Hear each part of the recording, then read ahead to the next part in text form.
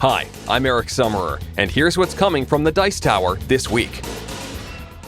Howdy folks, welcome back to the Dice Tower. Now I'm going to be doing this a little bit differently than most of my news segments, and that's because you're not going to see a lot of reviews this week. You'll see a few from us and maybe a couple previews, and you're not going, there's only a few podcasts that went up last week with Algae number 58, talking more about their game they're designing, not just another gaming podcast where they go about Star Trek and Doctor Who and take a look back at the games that they reviewed their first 5 times. And Dice Tower 310 is going up tomorrow, where we talk about our top 10 deck building games, which there's a lot more of those than you might think. But the reason all this is going on is because of what happened last week, and that is Origins Game Fair. So in this week on the Dice Tower, instead of seeing a bunch of reviews go up, and like I said, you'll see a few, but instead of seeing reviews go up, what you're going to see is videos that we recorded. We're calling it the Origins Summer Preview with the Dice Tower. We did this in conjunction with Origins, and what we did is at the fair, we had a special area on Friday where a bunch of people came by. The sponsors of the show came by, and they showed off either games that have just come out, or games that are going to come out, or even prototypes of games that are farther in the future. And so sometimes the designers were the ones showing it to us, sometimes publisher. So those will come out as fast as basically I can edit them. So you'll see probably a couple today and more tomorrow as time goes by. So I hope that you enjoy those and have a good time. And also we'll be recording some more stuff about Origins in the future. Origins was a good convention this year, as a quick overview. I have to say that I think I wasn't there last year because they had changed the dates in the middle of the school year, which was a difficult time for me to get there.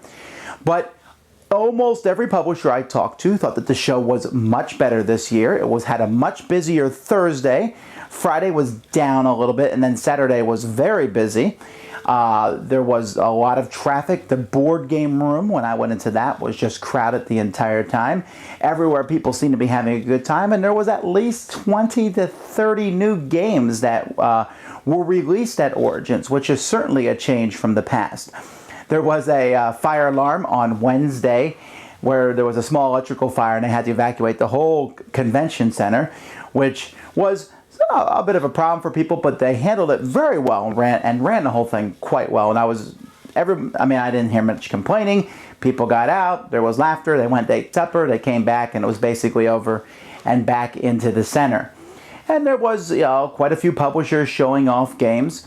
The Origins Awards were announced. The best board game of the year went to Lords of Waterdeep, which was really not much of a surprise because of the way the Origins Awards are structured. See, the way they're structured is at the beginning, there's a committee of people who pick 10 games out of all the games that come throughout the process of the year. And in the spirit of disclosure, I'm on the board game committee. There's no one who's on multiple committees. I was on just the board game committee. And so for example, in the board game committee, which Lords of Waterdeep won, we put together 10 games, and even then, I'm only one of 5 voices who was on that committee, so there were some games on there that I wasn't a big fan of, but what have you.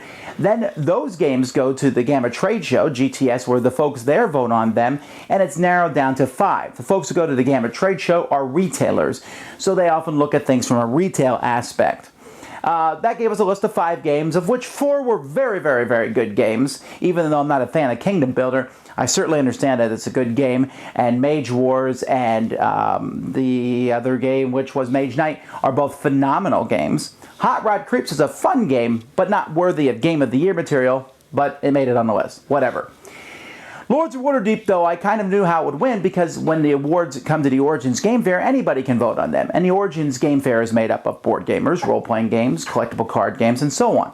Everyone has heard of Dungeons and Dragons, and everybody is encouraged to vote on all these awards. So if you're a board gamer, you will vote on the best board game that you've played, but you're also going to vote, if you're an RPG player and you're voting on board game, you're likely going to vote for one that you might have heard of, in which case it is one. Lords of Waterdeep Dungeons and Dragons thematic. Now, in this case, I don't mind that at all. because Lords of Waterdeep is a very good game, and while it's certainly not everyone's cup of tea, there's no denying the impact it had on the board game industry. A very popular game and a very good one. In fact, they showed off the expansion at the fair, and that's a fantastic thing. This was more problematic in the card game territory. The card game that won Game of the Year was the Doctor Who card game. Now, I have not played the Doctor Who card game, although my co-host Eric has, and he was kind of ho-hum on the game. Both of us are big Doctor Who fans. I love the show, but he thought the game was merely okay.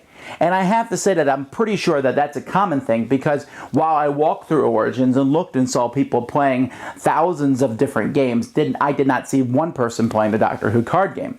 While on the other hand, I saw many people playing Legendary and many people playing Smash Up, which were two of the other nominated games, but Doctor Who won. How is that possible? And I can tell you, because people get the thing, they say, I haven't played any of these games, but come on, Doctor Who.